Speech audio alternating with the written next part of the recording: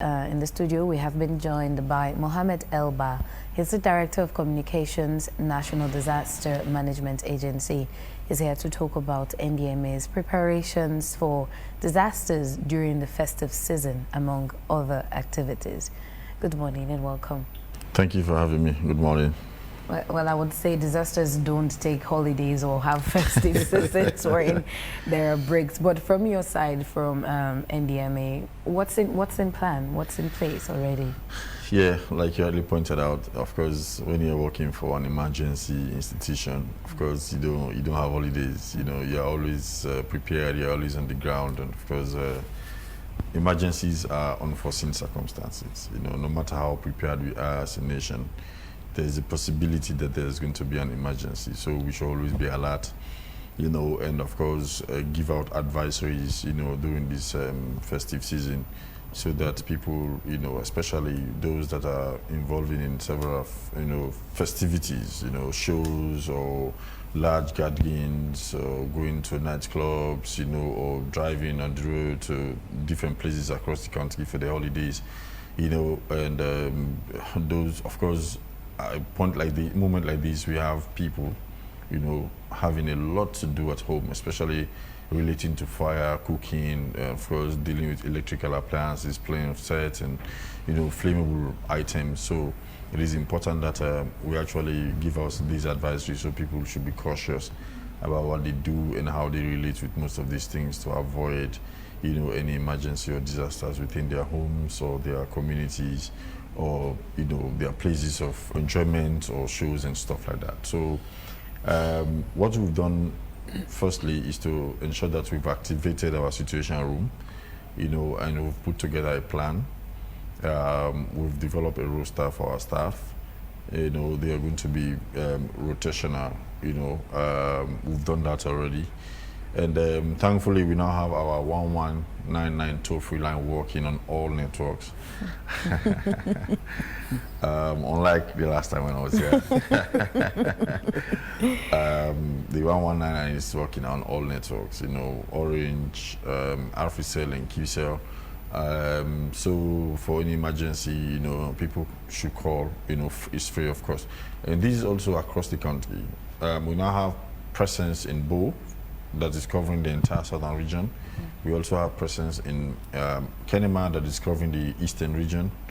We also have presence in Makeni for the north, and Putloko for the northwest and western area.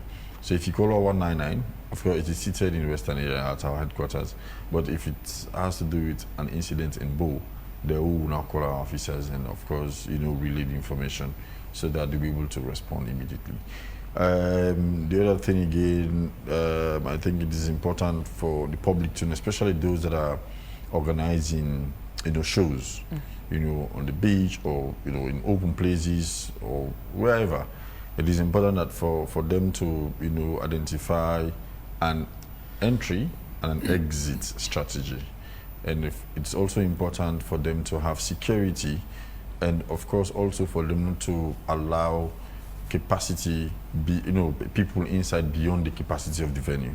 It is also to avoid stampede. It is also crucial. And of course, in addition to that, for those that are doing nightclubs, you know, we have always been advising that they should have fire extinguishers. They should also not take more than the capacity of the club, and they should also ensure that people do not go in with flammable items, because that will lead to, you know, hazards. So we'll continue to talk to them. We are planning also to do street sensitization through loud hailers. We've now procured our own PA system, and we'll be having the PA system in an open van. And of course, we've decided to hire the service of some comedians. We've trained them for an hour yesterday, and so they'll be along the beach and some other places where we are hopeful that there will be crowd, you know, during the festive season, so that they'll be able to conscientize the public with regards to the safety measures. Also, for those traveling, you know, those drivers, please don't take more passengers beyond the capacity of the vehicle. And of course, the cargo load. You know, you don't overload your vehicle as well. And you know, there's a tendency for us to have more traffic during this particular season, so you have to be very careful. Don't overspeed, especially if you're traveling to the provinces or even within town. So there's a possibility that people might be organizing their carnivals, their programs within communities and all of that. So it is important for us to exercise caution when we're driving, so that we'll be able to avoid accidents. Okay. For those cooking at home, and of course, I want to say that the fire prevention sensitization campaign that we've been doing has been yielding some dividend to a very large extent, because before now, when we do record fire incidents, when we go there to do assessment, and of course we realize that the cause of fire, relating to, for example, house fire, from cooking, and candle, lighter stuff. 73% in 2024 of the fire incidents that were recorded relates to electrical related fire incidents. So I think we are now devising a strategy with ETSA to see what we can do to ensure that we're able to minimize that as well.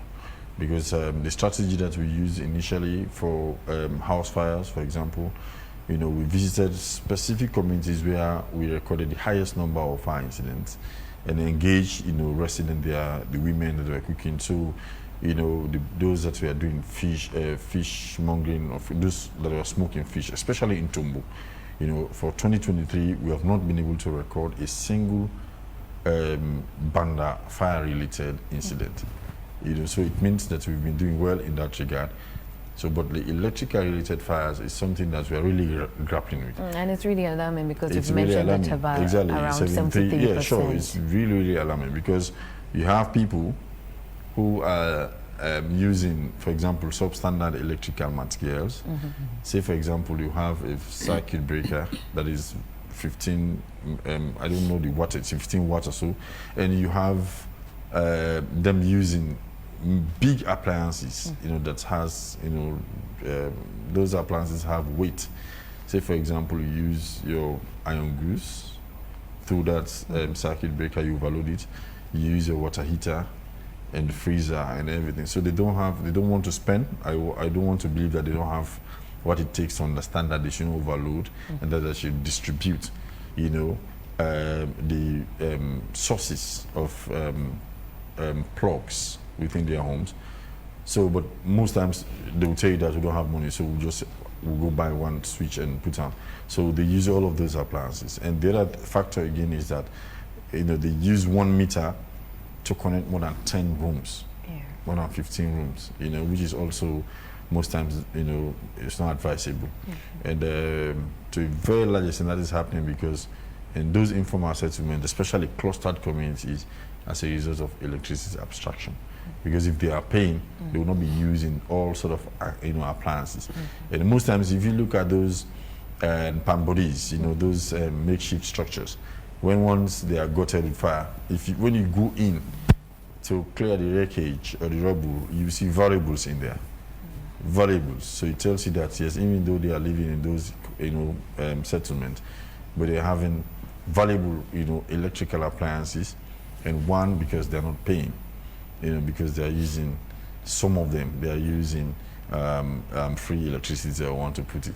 So we want to advise the public that please, make sure you are very careful, for those other homes, even, outside clustered communities, you may have the need to be using more electrical appliances quite often during this period. So it is important to train, your household about where the fire extinguisher is, how to put your switch on, the main switch off, in case of an emergency, don't leave your gas light on, and in the event there's a fire, what to do, the exit strategy and all of that. So it's something that we've been doing, in regards to fire prevention. So we think that there's a possibility for all of these things to, occur during the course of this festive season. And it's important that the public, are adequately informed with regards to what they should do and what they should not do to ensure we have a safe an enjoyable festive season. That's quite detailed. You've also mentioned some of the common risks or hazards that would happen during the festive season and how people should try to avoid them. But I want to also ask, within the NDMA, do you have the power under all the mandates to actually monitor as well? Because it's quite a large area you've actually mentioned. Sure. Do you have that mandate and the capacity to also monitor rather than maybe just respond to some of these incidents? The issue of mandates, our work really, cut across various other sectors, MDs. So most times, even if it, does not fall within the remit of NDMA's mandate, but for the fact that it has to do with disaster, we normally do our assessment and share the report with the body that is responsible or has a mandate for action. Most times we do joint visitations. Most times we do we take actions jointly. Say, for example, the issue of fuel stations, across the country, the way they are being built, adjacent, and of course we've done a lot of research around, safety measures of fuel stations, the international standard. So we did an assessment in 2022, and we shared the assessment with the regulatory body, which is PRA, for action, and we are so happy. Say, for example, most of the areas, people are constructing houses beyond the marketed zones or on wetlands, for example. We work with the Ministry of Land, the Ministry of Environment, and most times we jointly intervene. And if we conclude that there should be a demolition, we do it jointly. Because at the end of the day, even if it is not our mandate to act, but it has some element of disaster response because it has to do with an emergency. And that is the reason why most times we collaborate a lot with other partners and agencies. So in the area of being proactive rather than always being there and waiting for the incident to happen before we respond, I think we've done significantly well in the area of risk reduction. Risk reduction is at the core of our activities because that is the primary reason why the agency was established. To ensure that we are able to mitigate, we identify, we map, and we are able to mitigate. And the identification aspect, because the agency was actually established at a time when we don't have a hazard mapping of Sierra Leone, so that the whole country, there's a hazard profile of the country. We don't have that at the moment. So we have one with UNDP, but since 2017, but it was only limited for specific areas in Western area where that hazard profiling was done. So we are now working, looking for sources, funds to actually, support us to do a country profiling, our hazard profile as a country. So you can just go to our website and for example, which area is prone to flooding, which area is prone to windstorm, how many people are likely to be affected if in the event of an incident, which area across the country is prone to bushfires, for example, and all of those flooding, windstorm and deforestation, whatever the unique disasters that particular community is exposed to, we are able to do that. That is absent at the moment. So what we have been doing as an institution is that we have been able to develop our hazard calendar. That one, we did that, it is not scientifically based, it is based on the pattern of the occurrence of incidents over the course of the year. Say, for example, now every year we receive calls from this particular area for this particular incident. So we now know that during the course of this period, from January to March, we now know that we should expect fire incidents. So by December, we now start to develop our fire prevention strategy. You understand? Say also during the JAS period, that is June, July, August, you understand? July, August, September, we know it's rain. So by January, February, we also devise our strategy for the flood mitigation in Western areas specifically, in some other areas, in the provinces. So that is exactly how we'll be able to develop our hazard calendar. So we now know that, for example, fire incident cut across. So we've been able to do a lot in that area. We've been able to identify drainages that are clogged within communities, and we clear them ahead as part of our flood mitigation strategy, thereby reducing the possibility of flooding, or even if there's a flood, the impact of that flood will be very, very minimal on the affected population based on those little interventions. We've intensified our campaigns in those areas. We've established community volunteers in 42 prone communities in Western area. And those volunteers there are trained regularly. We also always engage with the authorities locally in those areas. Authorities like the chiefs, the headmasters and all of that. We've also trying to help your work as well in these communities, don't they try to maybe establish bylaws or so that would guide these communities? Yes, so we train them. We give the chiefs, and the local authorities the mandate, to ensure that they're able to devise local strategies. So that, for example, when I was at Susan's Bay a couple of, about a month or so ago, and by the end of our engagements, all of them agreed that, okay, now from now we'll not own because we know the problems and we are part of the problem. So we are committing that we are going to take action. So one, the chief, they agreed that nobody should throw dirt in the main drainage leading to the community, because if that drainage is blocked, when there's rain, of course, there's a possibility of flooding. Their properties will damage, you understand? So they made that commitment. In places like Kube, for example, of course, since 2022, flooding has been occurring in Bay, but the impact has been greatly minimal because of the joint intervention with Freetown City Council and at some point us, and the constant engagement and most of the activities that we are sponsoring of the community volunteers in those areas. So I think we are not there yet. Because that is why people don't really see that we have been doing much in regards to risk reduction, but it's due to our intervention that we're able to save Guma, for example. Now there was a committee established for the protection of Guma. We now have security presence now there, and there's a new buffer zone and a new red zone. We did the same thing at the Kisi Ferry Terminal, where we went there and we saw the risk and we did our assessment. And at the end of the day, we realized that there were squatters living, dangerously, within the terminals. Of course, you have Leone here, you have Shell here, you have the other companies, petroleum companies here, you have Afrigas and all of those companies, and you have pipes in between.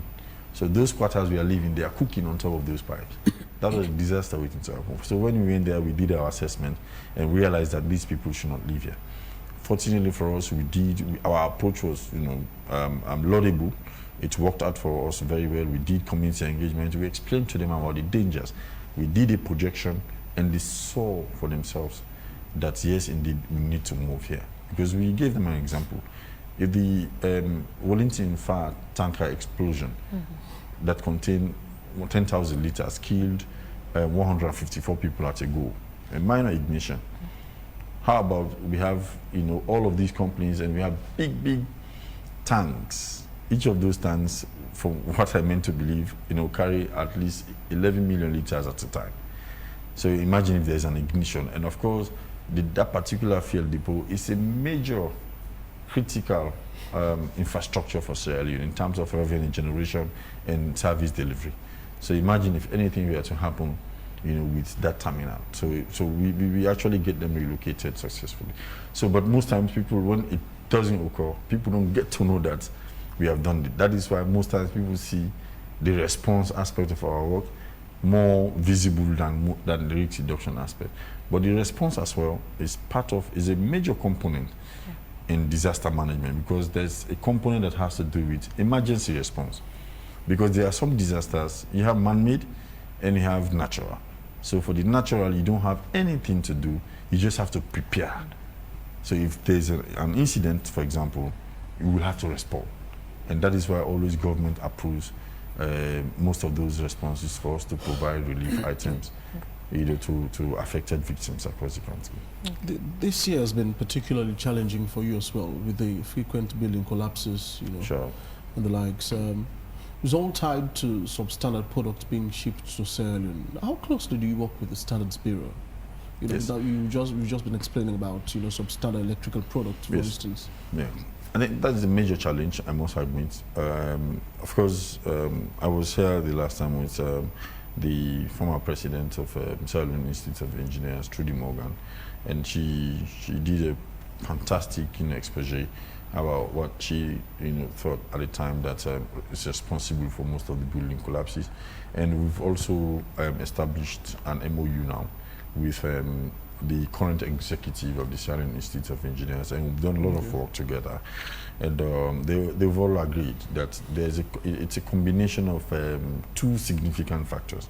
One, the fact that people building their structures are very reluctant to hire the service of qualified engineers, and two, the issue of substandard materials. So it's a combination of those two factors. So what we've done is to ensure that we are currently pushing, with the World Bank and the Ministry of Lands, for it to be mandatory that we have other players that have the expertise in the process of issuing building permits. Because we think that is where the problem is. Because most times, if you look at the elements, the criteria, an applicant should meet, for him or her to be granted the building permit. And most times when you look at the buildings that are collapsing, you question yourself that whether this particular applicant met the required criteria for the issuance of that building permit. And most times when we go out there as well, these people, even though they are, they constructed houses, in a very dangerous place, on top of hills, most of them, I must admit, most of them, they produce valid building permits. So which is a challenge. So that is why we are pushing for the expansion of that particular directorate, for it to incorporate other experts, like from the Institution of Soil Engineers, the Institution of Soil, the geoscientists to test the soil, the NDME to do risk assessment and hazard mapping, and all of those players, at least at the end of the day, will be able to ensure that we do due diligence in the issuance of the building permit. So our collaboration with Standard Bureau, yes, it is crucial that we continue to collaborate. We have, every month we organize our interpillar coordination meeting. And in those interpillar coordination meetings, we explain, for the month what has happened to our partners and some other government agencies. So together, each government ministry or agency that has something to do with that incident will say, okay, now I will support the NDMA for us to do this joint visitation, or they will take responsibility for some of the things that we've, presented to them. If some of the NGOs will say, okay, we'll support in this area. So the Standard Bureau has been very, very, punctual in attending that. And, most times it is difficult for us really to push certain institutions that are established by an act of Parliament, and they have their mandate, to go beyond and start to do their job. So that is why we encourage them most times. It is our expectation now that Standard Bureau, even though the last time they explained their own challenges, in terms of having the right tools to test most of these items that are coming into the country. But, we are hopeful that, the Standard Bureau will be able to get the capacity it needs, to ensure that they are able to execute their responsibility and ensure that, whatever that is being imported into Sierra Leone is of quality and for it to serve the purpose. So we are collaborating very well, but that is entirely for the Standard Bureau, for them to actually, say what they are planning to do to ensure that they are able to, track, monitor, and ensure that the product that are being imported into Sierra Leone are of quality and that they can be beneficial to the people of Sierra Leone. You see, we are closing in on another year.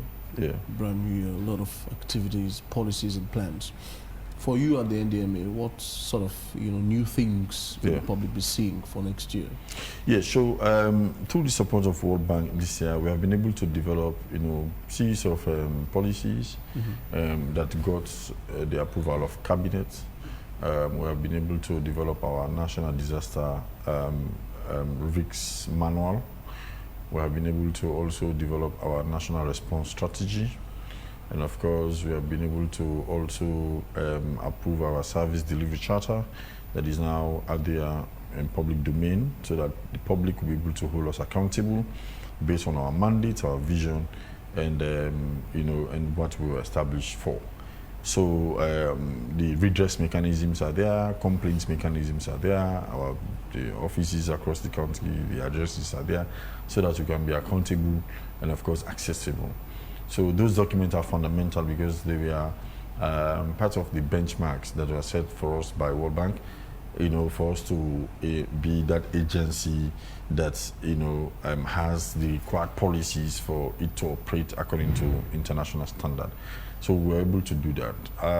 We are looking forward to 2025 to more support from government and of course also our partners, and in ensuring that we're able to be capacitated, you know, in the provision of equipment, for example, because until now, if there's a building collapse, the NDMA will have to go and hire an excavator, for example. You know, that it costs a lot. Or we rely on the donations of the public or philanthropists, like the Shell building collapse. Had it not been the fact that we were able to get Gen2, for example, it would have been very, very difficult for us to respond in such a manner. And also all the others that we highlighted, we mentioned during the time, you know, from the mining sector and all of that. Because imagine those cranes, you know, to lift those rubbles, you know, it was very, very challenging for us. So we are looking forward to ensuring that government will really prioritize the procurement of certain equipment for the NDMA to aid, you know, our response capabilities, and of course also ensure that we are able to. We are currently also reviewing our act, because our act doesn't give us, you know, powers to ensure that we are able to.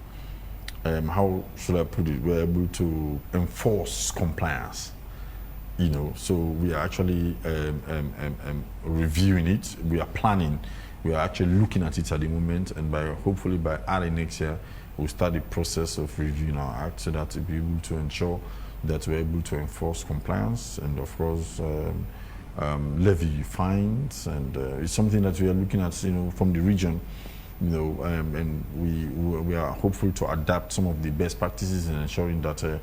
The NDMA is not only there to prevent and respond, but also to enforce, because that is very crucial in our work. Because most times, of course, you know, people are very, very reluctant and stubborn.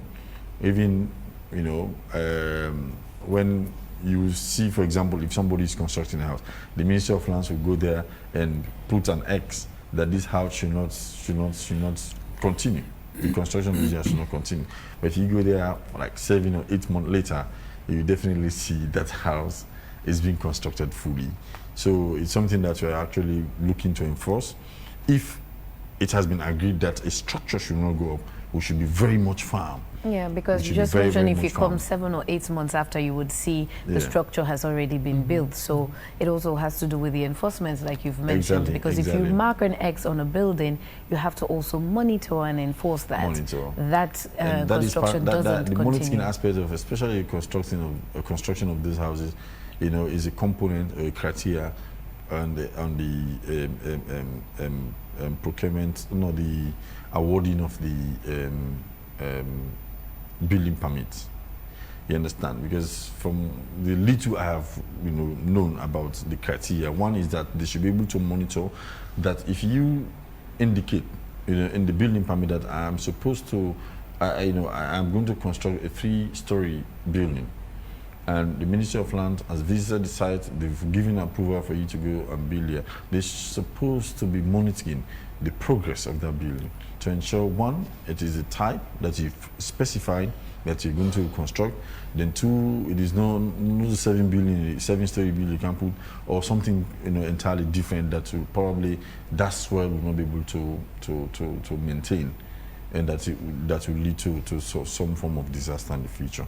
So the issue of monitoring, but that I will leave that for the Ministry of Land. That is why we are pushing, you know, for the expansion of the committee or whatever directorate, you know, for a committee, some other professionals to be included in the awarding or the issuance of those building permits. Because I think if we get that right, you know, and you know, it will be better, you know, to actually prevent most of these things from happening, especially relating to the issuance of building permit. Because if you don't have that, you can't do any structure. And if you do any structure, supposedly that structure should go down. But most times again, I would tell you, you know, it has to do with the willingness, you know, to exert some of these, you know, authorities and ensure that most of these houses go down or they are not constructed at all, you know. So we are actually hopeful that we will get it right. During disaster preparedness and response, how does the NDMA, you know, address vulnerable groups, especially, let's say, children, the elderly, persons living with disabilities and the likes? Yes, during the response, those categories of people that you've identified are very, very essential. And that is why we train our staff, you know, regularly in the disaster response. And we ensure that upon responding, you know, those people that are living in, you know, pre-existing conditions or whatever condition, you know, disability, children, you know, the aged and all of that, they should be the priority. And even when we are responding, you know, we take their names first in ensuring that they are responded to in record time, if, you know, based on the availability of the relief items. So, and of course, even when we get funding for us to respond to disaster victims, you know, those living with disabilities, single parents, especially mothers, and children are priority across the country. So always prioritize them in ensuring that when we respond, we ensure that their needs are being taken care of and we respond to them before other set of groups or categories of people are actually taken into consideration. Yeah. Well, in the Christmas season, Elba, sort of message would you like to share? I could have said we would have sacked the, you know, the NDMA's office for our Christmas gifts, but you know, it's too late now. We are already Christmas Day here. Yeah. I mean, just a warm goodwill message from. So we all yes. First of all, let me just say happy Merry Christmas to everybody out there, fellow Sierra Leoneans, and of course also I wish everybody a joyous, you know, Christmas celebrations, especially during the festivities throughout the new year. My message to you on behalf of the NDMA is that let us please celebrate with caution. Let us ensure that we don't drink and drive. And if you know you must drink, please have another driver that is not drinking at all. And let us be very cautious on the road. Let us ensure that we're able to, you know, regulate our activities in a manner at home, you know, in nightclubs, you know, the organization of shows. Let us ensure that we're able to, you know, organize ourselves in a manner that is free from any unforeseen circumstance, you know, because at the end of the day, whatever happens, NDMA will come and provide some relief items. But if unfortunately you lose your life, NDMA will not be able to replace your life. So you have an obligation to take care of your own life first before NDMA comes in. So please, if you are driving up country, ensure that you drive with caution and don't overspeed. And if you have a vehicle that is breakdown, you know, along the highway, please ensure that you put enough sign, especially at night, those stationary vehicles, because they also have accounted for series of accidents in this 2024. Those stationary vehicles that normally, you know, break down along the way, and there is not much of a sign, you know, for, you know, the vehicle that is coming to know that you know, there's a vehicle, a stationary vehicle ahead. So that is also cautious. So please, especially at night, don't overspeed. Go slowly. It is better for you to go slowly and reach your destination than to be overspeeding and you don't reach your destination. So for any emergency, once again, our situation room has been activated. You can call 1199 on all networks, and be rest assured that the NDMA will respond to you promptly. And once again, on behalf of the Director General, Lieutenant General, retired Brahma Sise, the Deputy John Vandy Rogers, and all staff, you know, of the NDMA, we wish everybody in Sierra Leone a Merry Christmas and a prosperous 2025. Merry Christmas, Merry Christmas. Christmas, and thank you very much for making time to come here this morning. Thank you. Oh.